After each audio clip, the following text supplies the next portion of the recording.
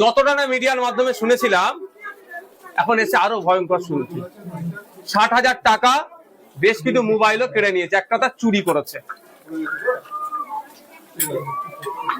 এসে শুনলাম ধর্মীয় বিদ্বেষমূলক অনেক কথাবার্তা বলেছে, ভিন্ন ধর্মের ধর্মীয় স্লোগান তুলে এদেরকে বলতে বাধ্য করিয়েছে। এদের গাড়ির মধ্যে ঢুকে হাত পা বেঁধে ভরে দিয়ে এদের আগুন লাগিয়ে দেবো, প্রাণে মারবো হুমকি দিয়েছে, আক্রমণ চালিয়েছে।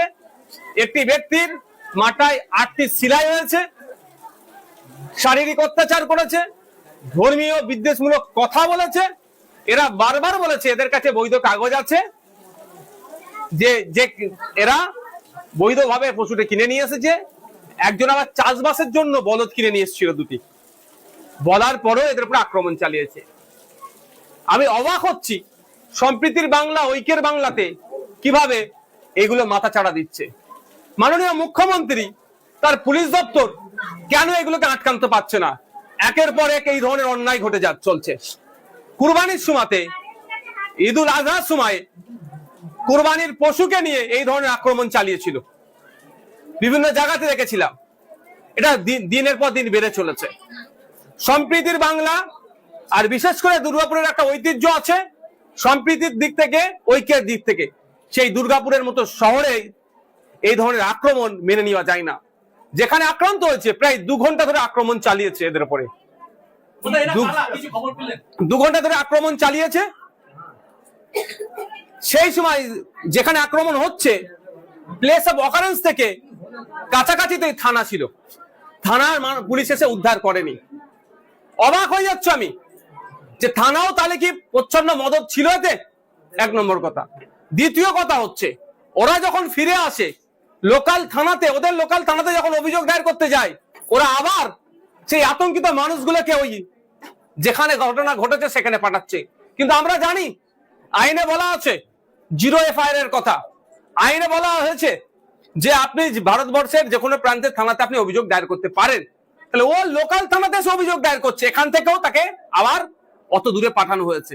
এখানেও পুলিশের গাফলতি। এখন যখন এটা নিয়ে সোশ্যাল মিডিয়ায় হই হচ্ছে, সোশ্যাল মিডিয়ায় যখন এটা নিয়ে বিতর্ক হচ্ছে, তখন আমরা দেখছি কি 2 জনকে গ্রেফতার করেছে। কিন্তু এখানে একটা 20-25 জনের টিম ছিল, যেই টিমের লিড করছিল পারিজাত গাঙ্গুলি নামে কেউ, সে মূল হোতা। সে নিজেকে এখানে বাহুবলী দেখাতে চেয়েছিলেন এবং দাঁড়ি থাকার জন্য মুসলমানদেরকে জিহাদি ঘুষপেটিয়া বলছেন। ওকে একাধিক ধারায় তার সেকশনে তার মামলা হওয়া দরকার। এখনো পর্যন্ত ওই কালপিটটাকে গ্রেফতার করতে পারেনি। আমি এখানে এসে গ্রামের মানুষকে নিয়ে 1 সপ্তাহ টাইম দিয়েছি, 1 দিন 2 দিন নয়, 1 সপ্তাহ টাইম দিয়েছি। যদি ওই কালপিট গুলোকে গ্রেফতার না করে, এই সামাজিক ব্যাধিগুলোকে, সমাজের ভাইরাস গুলোকে না গ্রেফতার করে, তাহলে সমাজের সর্বস্তরের মানুষকে নিয়ে ওই ভাইরাস গুলোকে আমরা গণতান্ত্রিক প্রক্রিয়ায় নির্মূল করব। আর এটা ধর্মীয় বিদ্বেষ থেকে এসেছে। ধর্মীয় দুটো ধর্মের মধ্যে, দুটো জাতের মধ্যে লড়াই লাগানোর জন্য এই অপকর্ম করেছে। আমি গ্রামের মানুষকে বলেছি, যারা আক্রান্ত তাদেরকেও বুঝিয়ে বলেছি যে এটা আমরা ধর্মীয়, ওরা যে খেলায় খেলতে চাচ্ছে সে ফাঁদে আমরা পা দেব না। এটা ধর্মীয় লড়াই নয়, এটা সামাজিক অবক্ষয়, সামাজিক ব্যাধিকে সমাজের সমস্ত স্তরের মানুষকে নিয়ে নির্মূল আমরা করব। এটা বিজেপির বর্তমান যে এটা করেছে, সে বর্তমান তার রাজনৈতিক পরিচয় হচ্ছে তিনি বিজেপির দলের একটা দায়িত্বশীল যুব নেতা। তিনি বিজেপির একাধিক নেতাদের সাথে তার পরিচয়, তার ফটো পাওয়া গিয়েছে, অলরেডি ভাইরাল হয়েছে। তো বিজেপি, তৃণমূল, সাধারণ মানুষ আমাদের কাছে বড় কথা নয়। ওর রাজনৈতিক পরিচয় বিজেপি, আর বিজেপি পশ্চিম বাংলাতে তার রাজনৈতিক কলকে আর পাচ্ছে না। সেই জন্য ধর্মীয় উন্মাদনা তুলে তার ভোট পাওয়ার চেষ্টা করছে।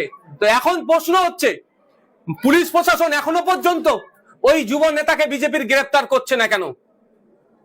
ঘটনা ঘটেছে প্রায় 48 ঘন্টা অতিবাহিত হতে চলেছে, এখনো খুঁজে পাচ্ছে না।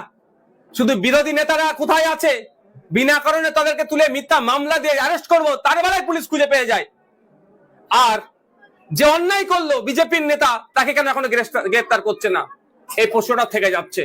আমি এটাও বলি আপনাদের, আমরা মুখ্যমন্ত্রীর কাছে চাইছি prevention of violence, prevention of communal and targeted violence act পশ্চিমবাংলায় আনতে হবে।